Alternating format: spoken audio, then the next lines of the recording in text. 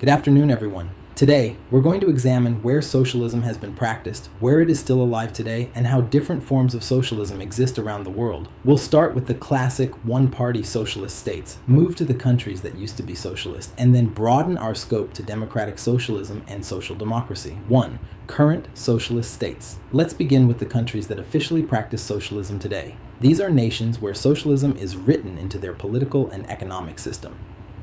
Cuba. After the 1959 revolution, Cuba became a socialist republic led by the Communist Party. Its economy is largely state-run, though small private businesses have grown in recent years. Healthcare and education are fully public.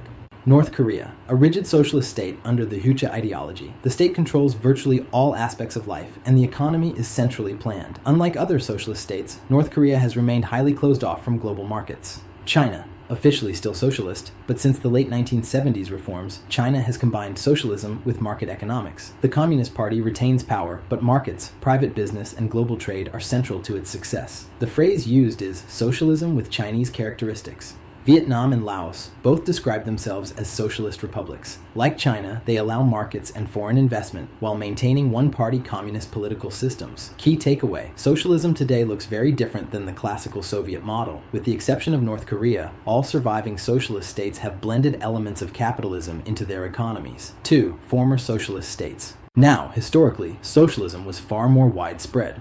The Soviet Union and its satellites in Eastern Europe, Poland, East Germany, Hungary, etc., were socialist states that followed a centrally planned model. This meant the government decided what to produce, how much to produce, and how to distribute goods. Yugoslavia was unique. It experimented with self-managed socialism, where workers were supposed to run their workplaces collectively. At its height in the 1980s, nearly one-third of the world's population lived under socialism, even though together these economies made up only about 15% of global GDP. After the fall of the Soviet Union in 1991, most of these nations transitioned to liberalized capitalist economies. 3. Democratic socialism and social democracy. Next, we turn to democratic socialism and social democracy. These aren't the same as the one-party socialist states we just discussed, but they're equally important for understanding modern politics. Scandinavia, Sweden, Norway, Denmark, Finland, Iceland. These countries are often described as social democracies. They keep capitalist markets, but they redistribute wealth through high taxes, robust welfare programs, universal healthcare, and free education. Western Europe, Germany, France, the Netherlands, UK at times, socialist and labor parties have shaped policies for over a century. Think of socialized medicine, public housing, and pension systems. Latin America, countries like Venezuela, Bolivia, and Nicaragua have experimented with democratic socialism. Venezuela under Hugo Chavez declared itself a socialist republic, though the results have been mixed, with widespread economic collapse in recent years. India, post-independence years, adopted democratic socialism in the form of heavy state planning and regulation. Over time, India liberalized and shifted toward a more capitalist model. Key takeaway: democratic socialism works within capitalism, but seeks to make it more equal and humane. It's not about abolishing markets, but about regulating them and ensuring wealth is shared more fairly. 4. Key distinction: socialist states versus social democracies. Socialist states seek to abolish capitalism entirely, replacing private property with collective or state ownership. Examples: Cuba, North Korea. Social democracies accept capitalism but aim to tame its excesses through welfare states, redistribution, and regulation. Examples: Scandinavia, Germany. Conclusion: to sum up, today's socialist states are limited to a handful of countries: Cuba, North Korea, China, Vietnam, and Laos. Historically, socialism was much more widespread, especially during the Cold War era. Democratic socialism and social democracy remain powerful forces, particularly in Europe and Latin America, where they influence public policy and shape debates about inequality, welfare, and the role of government. Socialism, in all its forms, remains one of the most influential ideologies of the modern era, whether as a governing system or as a critical force shaping capitalist societies. Introduction. Whereas socialism emphasizes collective ownership and planning, capitalism is based on private ownership, free markets, and competition. Most of the world today operates under some form of capitalism, though it varies widely in degree and style. 1. Core capitalist economies. These are nations where capitalism is deeply embedded, with strong protection of private property, free markets, and relatively limited government intervention in business. United States, perhaps the world's leading capitalist economy, emphasizing free markets, entrepreneurship, and limited regulation, though it also provides welfare programs like Social Security and Medicare. United Kingdom, pioneer of industrial capitalism, today a liberal market economy with privatization, finance-driven growth, and free trade. Canada, Australia, New Zealand, similar liberal capitalist systems with strong property rights, though combined with social safety nets. 2. European capitalist democracies. Europe is capitalist, but many countries lean towards social market economies. Germany, France, Netherlands, Italy, Spain, all capitalist systems, but with stronger government regulation, labor protections, and welfare states. This blend is sometimes called welfare capitalism or a social market economy. Scandinavia, Sweden, Denmark, Norway, Finland, Iceland, capitalist economies with high taxes and redistribution. They are often mistaken as socialist, but in reality they are capitalist at the core, with social democratic policies layered on top. 3. Asian capitalist economies. Japan, a capitalist system with close cooperation between government and industry, producing a unique model sometimes called state-guided capitalism. South Korea, Taiwan, Singapore, Hong Kong, known as the Asian Tigers. These are highly capitalist economies that grew rapidly through free trade, export-driven markets, and innovation. India. Since liberalization in the 1990s, India has become a mixed market capitalist economy with rapid private sector growth. China.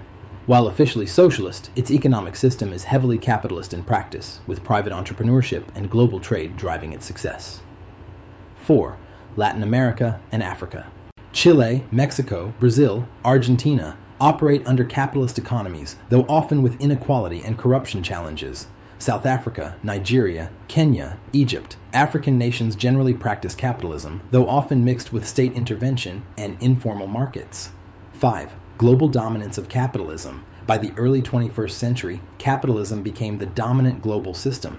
Even countries that officially call themselves socialist, like China and Vietnam, rely heavily on capitalist-style markets. So, almost every country today practices capitalism to some degree.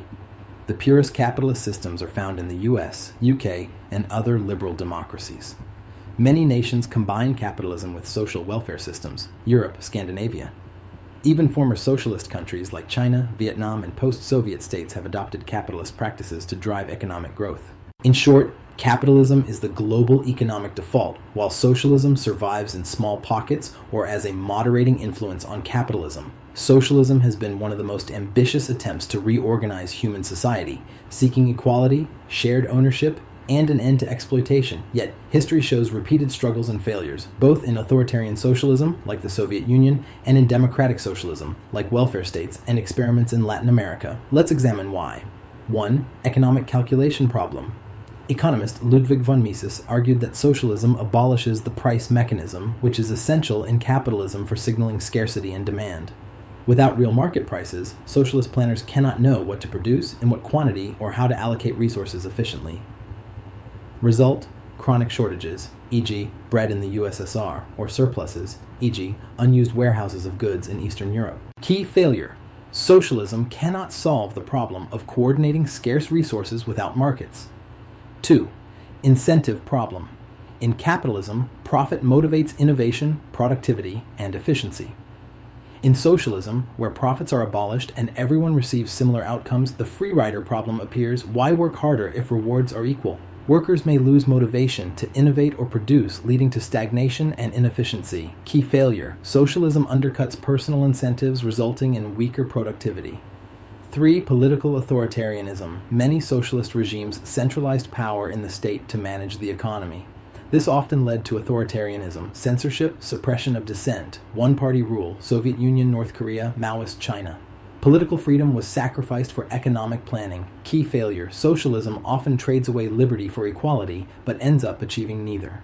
4. Global competitiveness. Socialist economies struggled to compete with capitalist ones in global trade. For example, by the 1980s, the combined socialist bloc, Soviet Union, Eastern Europe, China, etc., had 1/3 of the world's population, but only 15% of world GDP.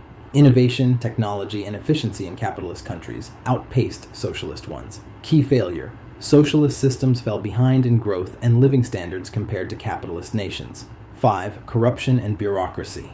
Without markets, decisions are made by bureaucrats. This creates space for corruption, inefficiency, and favoritism. In the Soviet Union, the nomenklatura, party elite, enjoyed privileges ordinary workers did not. In democratic socialist systems, overregulation sometimes created bloated welfare bureaucracies. Key failure. Bureaucracy replaces the free market, but often creates new inequalities. 6. Democratic socialism's limits. Social democracies, like Scandinavia, succeed only because they rest on capitalist foundations. High taxes and redistribution work in wealthy nations with thriving capitalist economies, but not in poorer nations. When extended too far, welfare states face sustainability crises, as seen in Greece during the 2010s debt crisis. Key failure. Democratic socialism survives only when capitalism funds it. To finish socialism in all its forms, whether revolutionary, Soviet Union, Mao's China, authoritarian, North Korea, Cuba, or democratic, Scandinavia, Venezuela, faces recurring structural problems. 1. Economic miscalculation. 2. Weak incentives. 3. Authoritarian drift. 4. Global inefficiency. 5. Bureaucratic corruption. 6. Dependence on capitalism. In the end, socialism has never fully delivered on its promise of equality and abundance. Even where it has achieved social benefits, these are usually funded by capitalist engines of growth.